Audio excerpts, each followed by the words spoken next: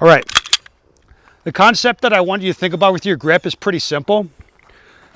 Like if you look at the position of my hands here, this will be pretty much the same for everybody, right? Maybe you'll be like this or like this, maybe even like this, whatever. But everybody's gonna look pretty much like this, yeah? Agreed? Right? What we wanna pay a lot of attention to is the pressures. Like how hard am I holding the gun? Right? I would say this, most dudes over grip. They're gonna be clamped down, crushing the piss out of the gun, trying to control the gun with how hard they hold it. And instead of doing that, I would say, hey, just connect to the pistol so that it's not moving around inside of my grip. Like it shouldn't move around. Like that's less force than you think, right?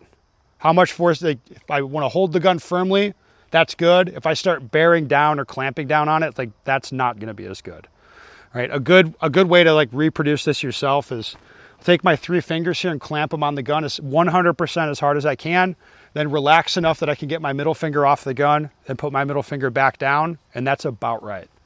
It's far less pressure, all right?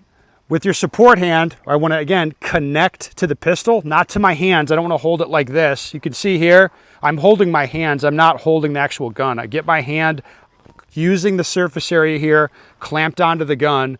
And again, I don't want to see the gun should not move around inside of my hands at all while I'm firing a drill like this, okay?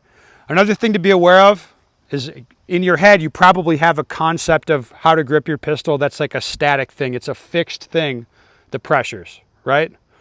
Like I hold it like this and this thing doesn't change. However, if you're actually shooting, how many of you feel like you hold the gun and your grip pressures don't change? Nobody.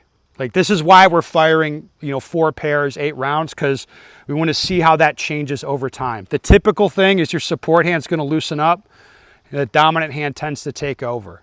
What we want is that everything is the same as much as possible. Does that make sense?